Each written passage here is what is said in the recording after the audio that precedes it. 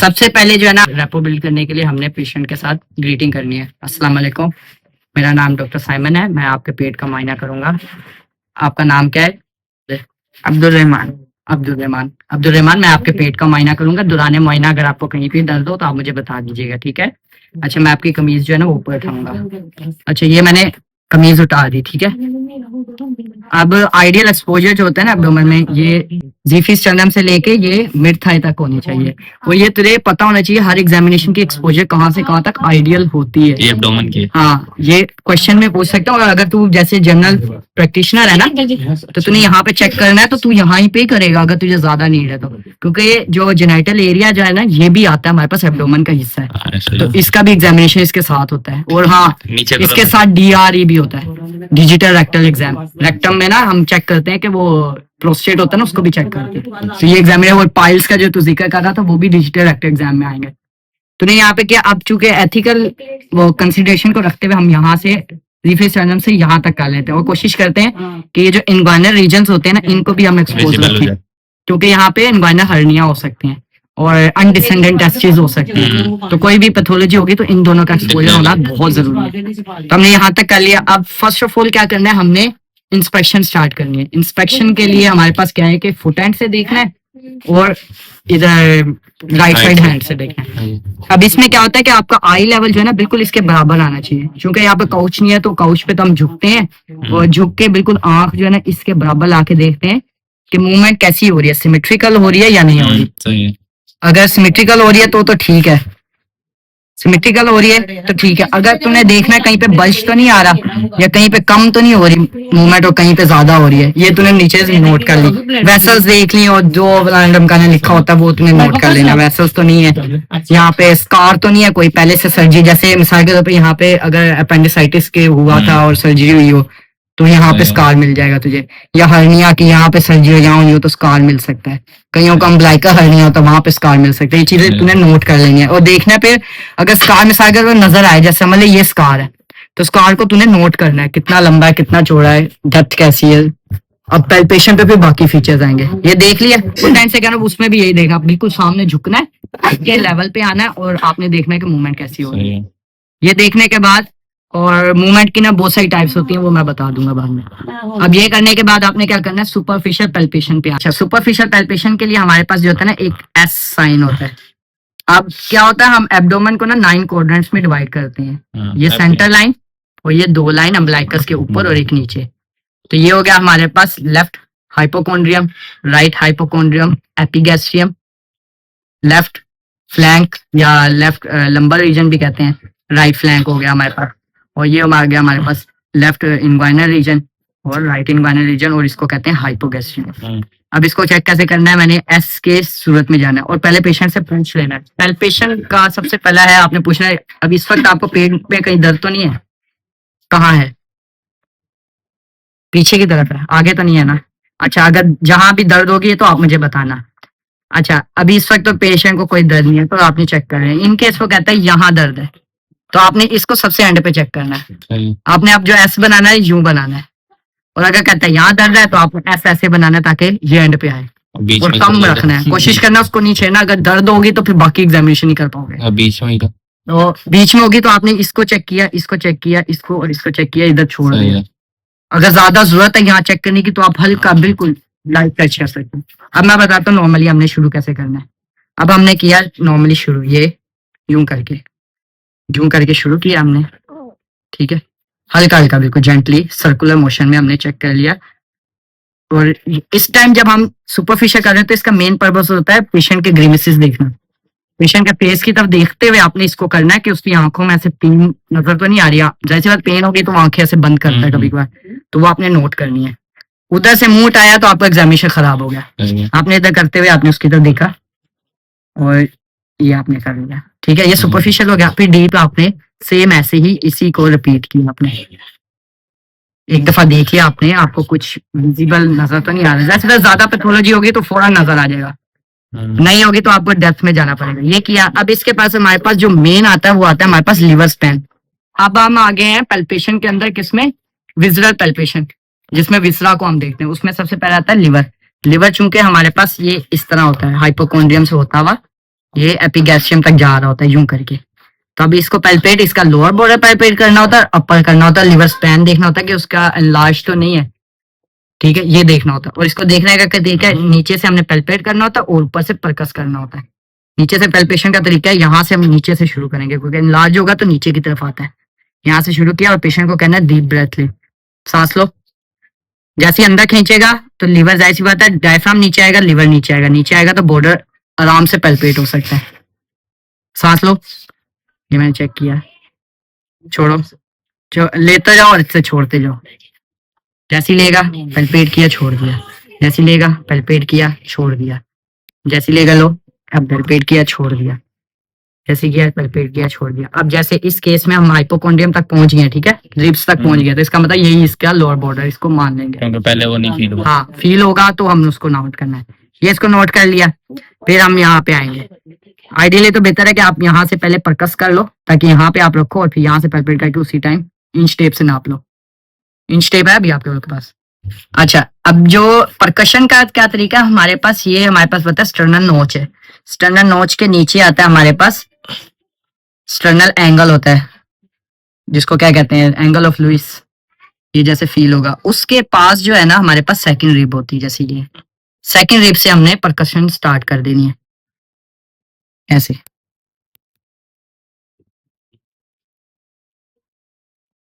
और देखना है कहाँ से डलनेस आते है। अभी डलनेस नहीं है, यहाँ पे डलनेस होगी, करीब है, आ रही है आवाज, फर्क पता चल रहा है। यहाँ पे डलनेस है, ये डलनेस आ गई, ठीक है, डलनेस आ गई। अब यहाँ से हमने यहाँ तक का स्पैन नाप लिया। आइडियली 10 to 12 ऐसे होता है, वो रेंजेस है एज के हिसाब से, वो देख लेना, ठीक है। ये हमने नाप लिया, ये हमारे पास लिवर स्पैन हो गया खत्म। अब हम आएंगे स्प्लीन की तरफ। स्प्लीन होती है हमारे पास स्टमक के ऊपर और लेटरल साइड पे, तो यूं करके हैंग कर रही होती है, और जब वो बढ़ती है ना तो यूं करके ऐसे बढ़ के ऐसे यूं करके आती है ओब्लिकली। तो हमने क्या करना है, हमने यहाँ राइट से शुरू करना है, इनग्वाइनल रीजन से पे, क्योंकि बड़ी हो सकती है। हमने चूंकि फुल साइज है, हमने यहाँ से शुरू नहीं करना, हमने बिल्कुल उसकी एज तक ले रखना है जहां तक भर सकती है। यहाँ से शुरू किया, जैसे नॉर्मली हमने इस तरफ से पैल्पेट करना शुरू कर देना है, इसी सर्कुलर मोशन में। और पेशेंट को यही करना है, डीप ब्रेथ लो, सांस लो, ऐसे निकालो, जब लेगा तब नीचे आएगा और हमें फील हो जाएगा, ठीक है। और साथ साथ देखना भी है पेशेंट को पेन तो नहीं हो रहा। ये करने के बाद हम यहाँ पे आए और यूं फील की, जैसे हमने हाइपोकॉन्ड्रियम पे आके अब यहाँ पे एंड हो गया, अब हमें फील नहीं हो रही। आइडियली स्प्लीन पैल्पेबल नहीं होती, अपने साइज से 3 टाइम्स ज्यादा हो तो यहाँ पे आके पैल्पेट होती है। अब फिर भी हमें देखने के लिए ज्यादा है तो हम करवट करवा सकते हैं। ये मैनुअल है एक, इस तरफ करवट लो, ये आपसे करवट ली, ज्यादा नहीं, यूं किया, पीछे से हमने पुश किया और सामने से हमने ऐसे पैल्पेट किया, सही है, ऐसे समझ आ गया। यहाँ से हमने पैल्पेट कर ली, यहाँ पे भी नहीं हुई, इसका मतलब हम कहेंगे कमिट स्प्लीन नॉट पैल्पेबल। ये हमने कमिट कर दिया भाई, liver span is that and spleen was not palpable या नॉट एप्रिशिएबल, ये 2 लफ्ज यूज कर सकते हो आप इसमें।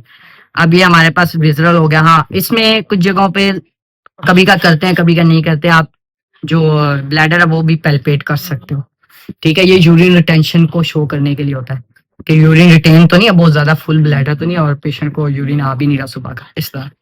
ये आपने कर लिया। और फ्लूइड का भी पता चलता है इससे, इमरजेंसी में जब पेशेंट आए तो ब्लैडर चेक करते हैं कि फ्लूइड कितना आ रहा है उस टाइम, ये चेक कर लिया। अब किडनीज चूंकि पीछे की तरफ होती है, उसको कहते हैं रिट्रोपेरिटोनिया, सामने नहीं होती, तो हम इसके लिए बाय मैनुअल मेथड यूज करते हैं। अब इसका क्या तरीका है, जो हमने एक हाथ को रखना है पीछे की तरफ, किडनी की तरफ, जहां पे फ्लैंक होता है, फ्लैंक पे हाथ रखना और सामने वाले से ऐसे फोर्स लगा के हमने इसको प्लेस कर देना और फर्मली वहीं पे रखना है। अब पीछे वाले से हमने ऐसे पैल्पेट करना है ताकि जो है ना वो दब ना जाए। अब स्प्लीन साइज में पैल्पेबल होगी तो हो जाएगी, वरना नॉर्मली नहीं होती। इस तरह ही हमने दूसरी साइड पे भी कर लिया, ऊपर वाले हाथ को बिल्कुल सीधा रखा है और नीचे वाले से हमने पैल्पेट किया, ये इस तरह पैल्पेट कर ली। अब ये हमारे पास विजुअल पैल्पेशन तकरीबन खत्म हो गई। अब इसके बाद क्या करना है, हमने परकशन पे आना। एक होती है हमारे पास शिफ्टिंग डलनेस और एक होती है हमारे पास फ्लूइड थ्रिल। शिफ्टिंग डलनेस ये होती है साइटिस चेक करने के लिए कि पेरिटोनियम कैविटी में पानी तो नहीं है। तो अब जो शिफ्टिंग डलनेस के चेक करने का तरीका है, हम जीफी स्टर्नम से आते हैं, यूं करके परकशन करते हुए हम ब्लैकस में आएंगे। हम ब्लैकस से फिर हम यूं लेटरली चले जाएंगे। अच्छा, इसके दो तरीके हैं, कुछ लोग यूं करते हैं और कुछ लोग यूं करते हैं, दोनों ही ठीक है। परकशन तो दोनों में सेम ही आएगी, जैसे उस टाइम आपको इजी लगे आप यूं करो।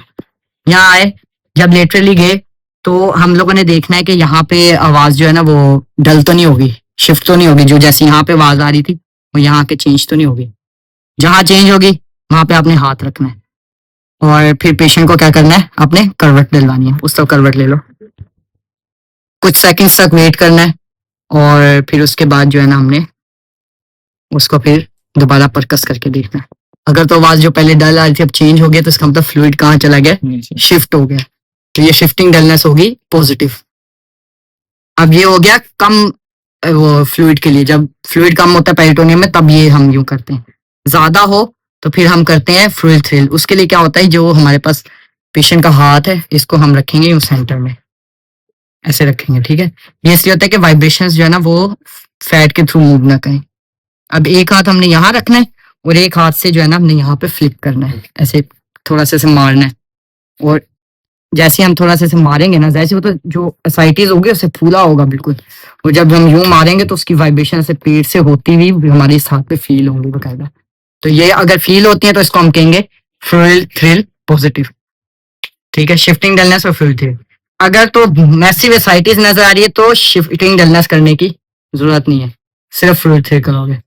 और जब शिफ्टिंग डलनेस आपके पास नहीं आ रही तो फिर फ्लूइड थ्रिल करने की जरूरत नहीं है, भाई है ही नहीं फ्लूइड तो फिर करके क्या करना है। तो वैसे आप एग्जामिनर को कह सकते हो कि मैं ये दोनों परफॉर्म करके आपको दिखाने के लिए कि मुझे आता है वो मैं कर सकता हूँ, ये कर दिए। अब यहाँ तक जो है ना ये तकरीबन पैल्पेशन खत्म हो गई थी। अब ऑस्कल्टेशन में क्या करते हैं, हम अम्ब्लाइकस के लेफ्ट या राइट में हम रख के गट साउंड्स देख लेते हैं। मोस्टली जो है ना यहाँ पे वो आइलियम और सीकम का जो जोड़ होता है ना उधर मोस्टली सुनते हैं, तो ये मोस्टली यहाँ इस तरफ सुन लेते हैं, लेकिन इस तरफ भी सुन सकते हैं। पूरे 1 मिनट तक सुनना है और देखना है कितने गट साउंड्स आ रहे हैं और किस तरह के आ रहे हैं, वो उनके पूरे कैरेक्टर्स होते हैं, वो आपको नोट करने होते हैं। और एक होता है हमारे पास यहाँ पे एब्डोमिनल एओर्टा होता है, वो यहाँ से जा रहा होता है, तो उसका जो है ना हमें ब्रूई मिलती है। जब एनोरिज्म वगैरह हो तो उसकी ब्रूई होती है एक टर्बुलेंट वॉइस होती है, तो वो यहाँ पे मिलती है, तो यहाँ पे रख के हम उसको सुन सकते हैं। अच्छा, कुछ में पल्पेट भी करते हैं एओर्टा को, यूं रख के ना जोर से पुश करते हैं अंदर और पेशेंट को जो कहते हैं बिल्कुल रिलैक्स रखे, तो हमें एब्डोमिनल एओर्टा जो है ना महसूस भी होती है। तो ये तरीके हैं। बाहर ब्रूई जो है ना वो यहाँ चेक करेंगे, गट साउंड यहाँ पे चेक करेंगे। ये दोनों चेक किए, आपकी ऑस्कल्टेशन होगी कंप्लीट। अब आपने जो है ना एग्जामिनर को कहना है to complete the examination I will further proceed to examine the genitals and also perform the DRE.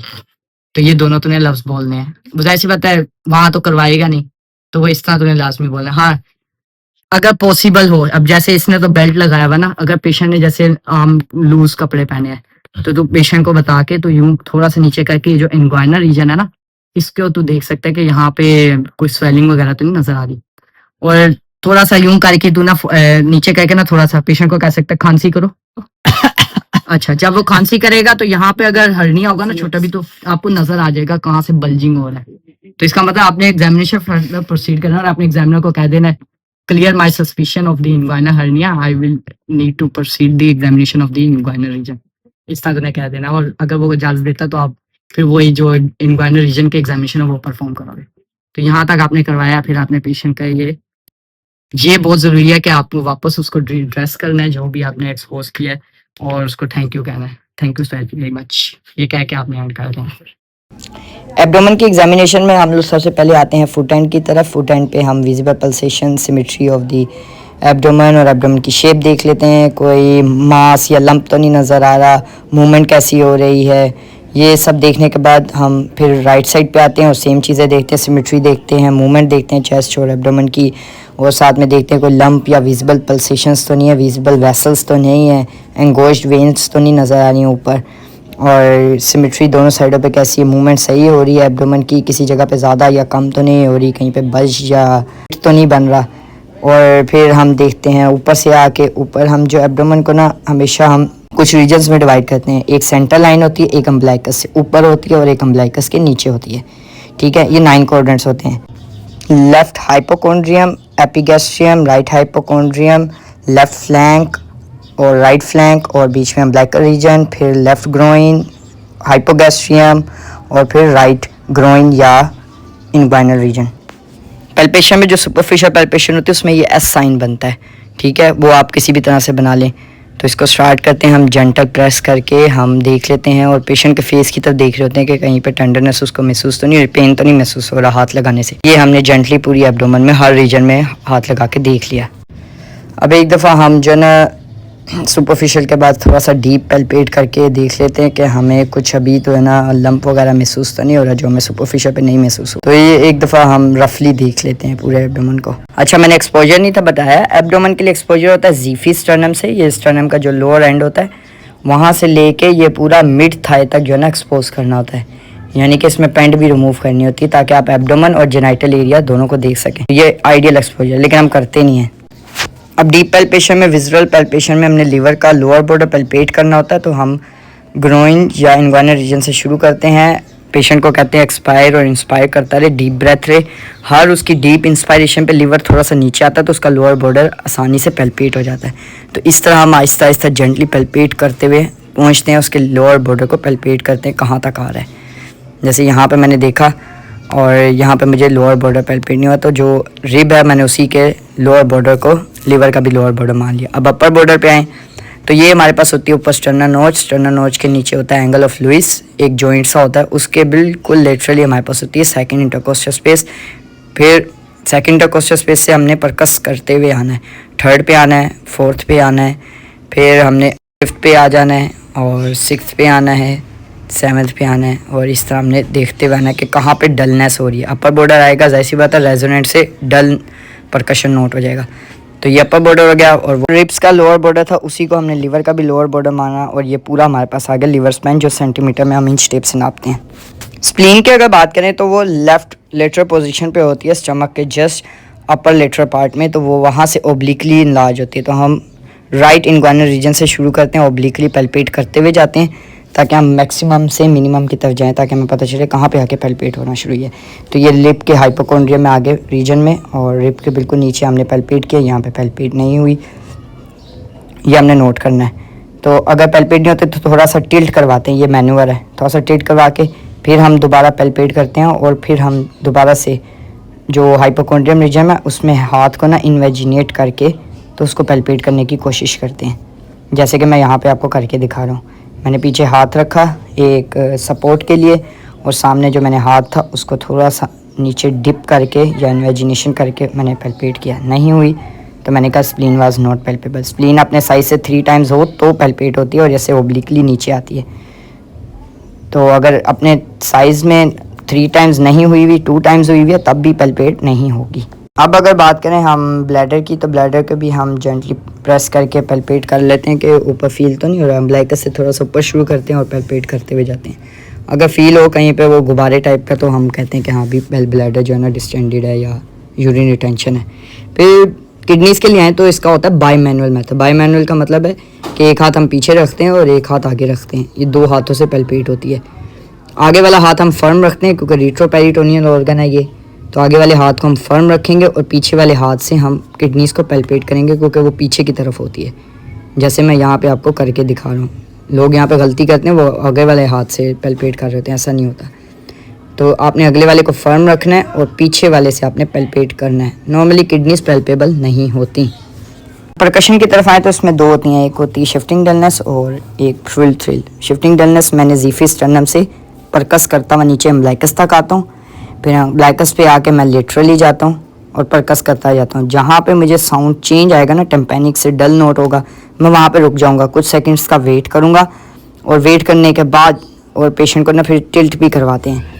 उससे क्या होता है, जो फ्लूइड होता है वो दूसरी साइड पे शिफ्ट हो जाता है। थोड़ी देर मैं वेट करता हूँ फ्लूइड को नीचे जाने का, जब वो कुछ सेकंड्स गुजर जाते हैं फ्लूइड नीचे चला जाता है, तो फिर मैं उसी जगह पे जहाँ पे हाथ मैंने फिक्स रखा हुआ, जहाँ पे डल नोट आ रहा था, वहीं पे मैं फिर दोबारा परकस करूँगा। और दोबारा परकस करने पे अगर मुझे डल मिला तो इसका मतलब शिफ्टिंग डलनेस नेगेटिव है, और अगर डल से वो टेम्पेनिक हो गया तो मतलब शिफ्टिंग डलनेस पॉजिटिव, यानी कि जो डलनेस थी वो शिफ्ट हो गई।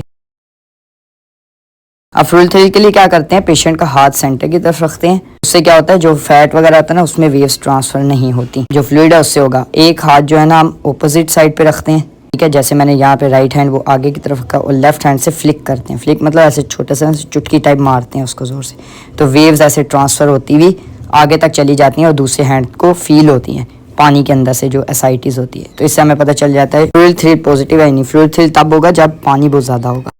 ऑस्कल्टेशन के लिए मोस्टली अम्बिलिकस के राइट या लेफ्ट साइड पे हम इन दोनों जगहों से किसी एक जगह पे स्थित रख के पूरे 1 मिनट तक गर्ल साउंड सुनते हैं और उनका करेक्टर देखते हैं। करेक्टर्स की भी बहुत किस्में हैं। एक होता है हमारे पास एब्डोमिनल ब्रूई, उसमें हम सेंटर में देख रहे होते हैं एब्डोमिनल एओर्टा सेंटर में होती है ना, यहाँ जहाँ पे मैं उंगली लगा रहा हूँ यहाँ पे एब्डोमिनल ब्रूई फील होती है, तो वो भी आप फील कर सकते हैं।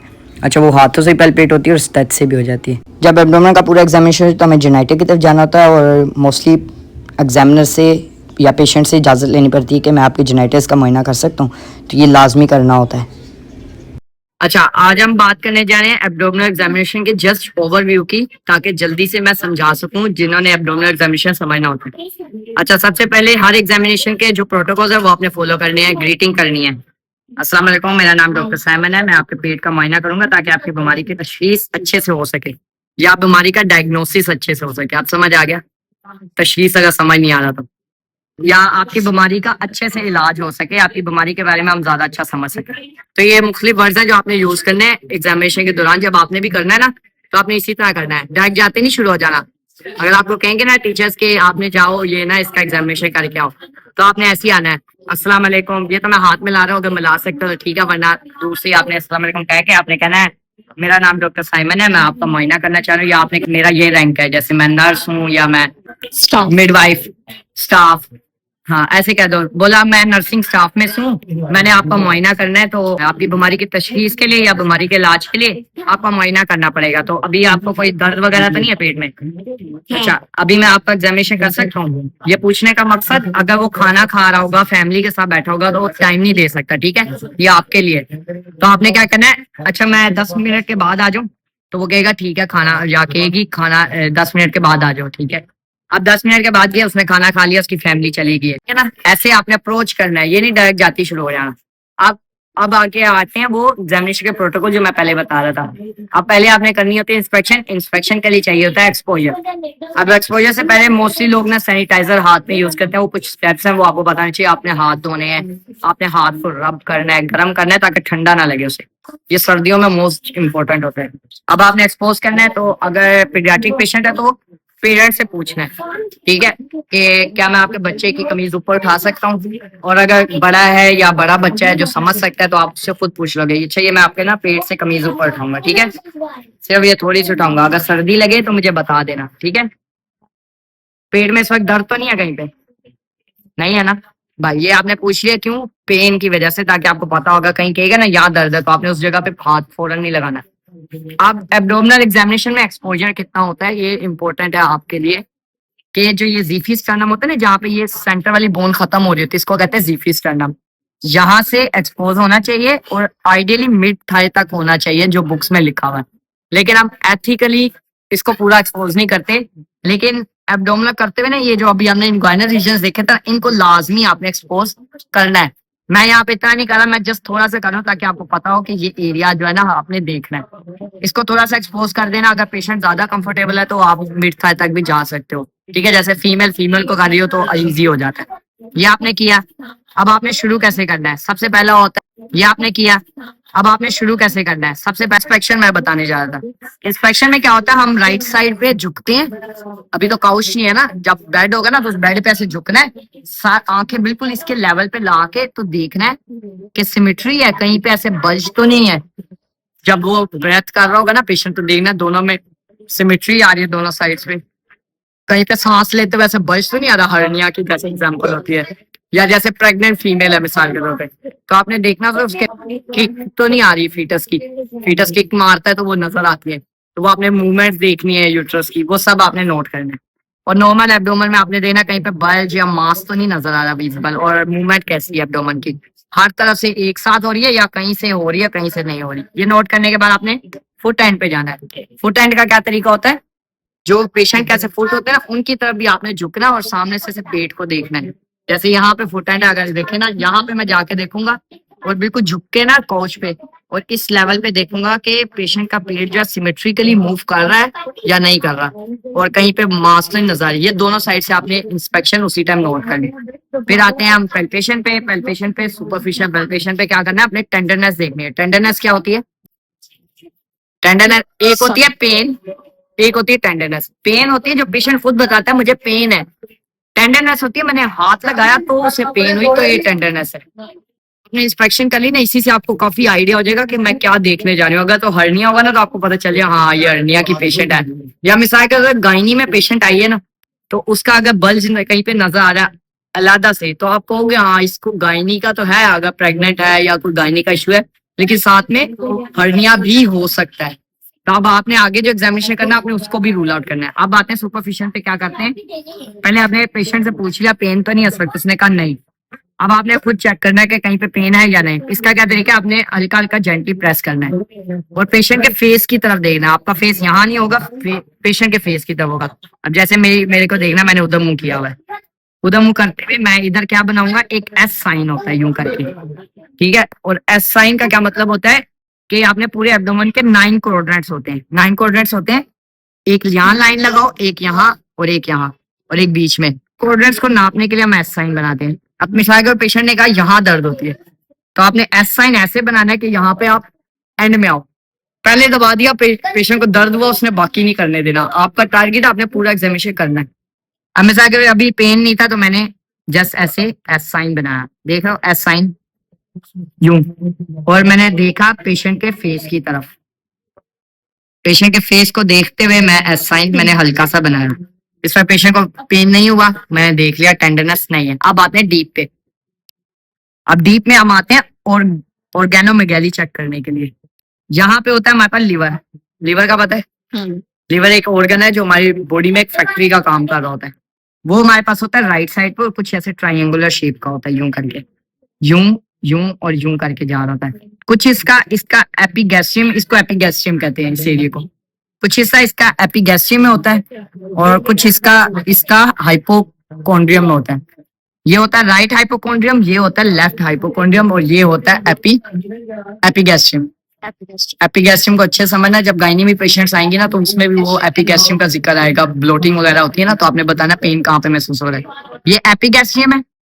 9 क्वाड्रेंट्स की बात कर रहा हूँ, 9 क्वाड्रेंट्स की बात कर रहा हूँ। लेफ्ट हाइपोकॉन्ड्रियम, एपिगैस्ट्रियम ये सेंटर वाला पार्ट ऊपर वाला, और ये है हमारे पास राइट हाइपोकॉन्ड्रियम।